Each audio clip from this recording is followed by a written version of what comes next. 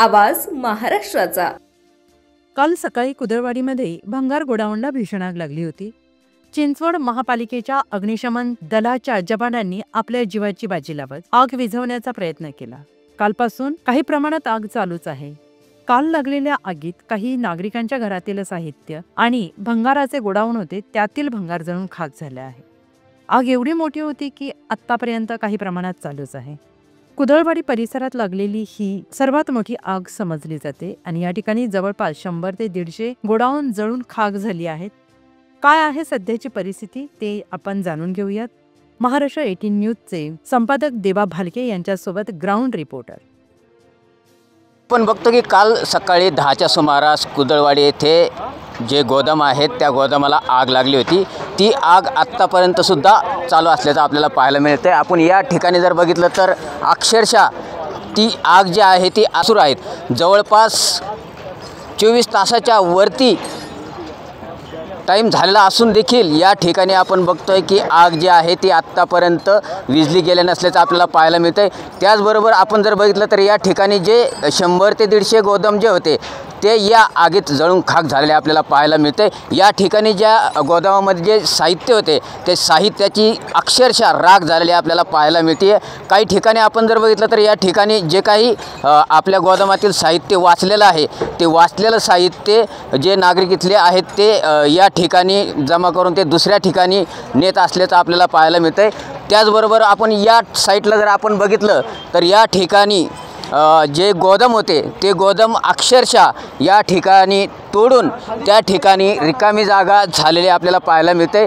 जसं काही या ठिकाणी गोदाम होते की नव्हते हा प्रश्न देखील या ठिकाणी आपल्याला पाहायला मिळते। आपण जर बघितलं तरी या ठिकाणी जे जे काही साहित्य या ठिकाणी होते ते साहित्य जळून खाक झालेले आपल्याला पाहायला मिळते। कालच आपण बघितलं की दूरवरून जे हवेचं प्रमाण जे होतं की ते ढासळण्याचं प्रमाण आत्तापर्यंतही या ठिकाणी आपण बघतोय की आजूबाजूला रहिवासी जे लोक आहेत त्या रहिवासी लोकांना जो श्वास घेण्याला जो आहे तो घेता येत नाही आहे। आपण जर बघितलं तर या ठिकाणी आत्तापर्यंत ही आग चालू आहे आणि या ठिकाणी आपण जर बघितलं तर या ठिकाणी जे गोदाम बांधलेले होते ते गोदाम आता पाडलेले आपल्याला पाहायला मिळतात। या ठिकाणी जर आपण बघितलं दुसऱ्या साईडला तर आग आत्तापर्यंत चालू असल्याचं आपल्याला पाहायला मिळतंय। त्याचबरोबर आपण जर बघितलं तर या ठिकाणी आत्तापर्यंतचा जो धूर आहे तो धूर हवेत मिसळून हवेचं जे काही या ठिकाणी या गोदामच्या शेजारी जे रहिवासी लोक आहेत त्या रहिवासी लोकांना श्वास घेण्यासाठी या ठिकाणी तकलीफ होती। आपण जर बघितलं तर काल 10-10:30च्या सुमारास ही आग लागली होती आणि आत्तापर्यंत ही आग या ठिकाणी चालू आहे। आणि आपण जर बघितलं तर या ठिकाणी जे काही रहिवासी आहेत या रहिवासी लोकांना श्वास घेण्यासाठी सुद्धा तकलीफ झाल्याचे आपल्याला पाहायला मिळते। आणि कालपासून ही आग विझवण्यासाठी जे काही पिंपरी चिंचवड महानगरपालिकेचे जे अग्निशामक दलाचे जवान आहेत ते शर्तीचे प्रयत्न करताना आपल्याला पाहायला मिळते। आणि या ठिकाणी जर आपण जर बघितलं तर अक्षरशः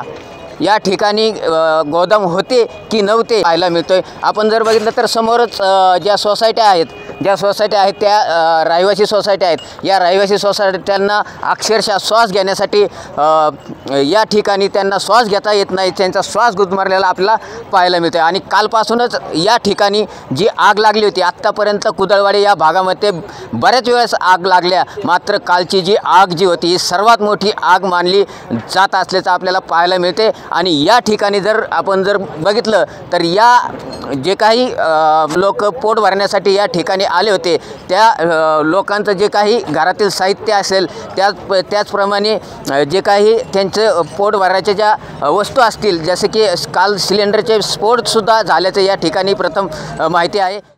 पुणे तसेच पिंपरी चिंचवड आणि महाराष्ट्रातील महत्त्वाच्या आणि ताज्या बातम्या पाहण्यासाठी महाराष्ट्र 18 न्यूज चॅनलला यूट्यूबवर सबस्क्राईब करा आणि बेल आयकॉन प्रेस करा।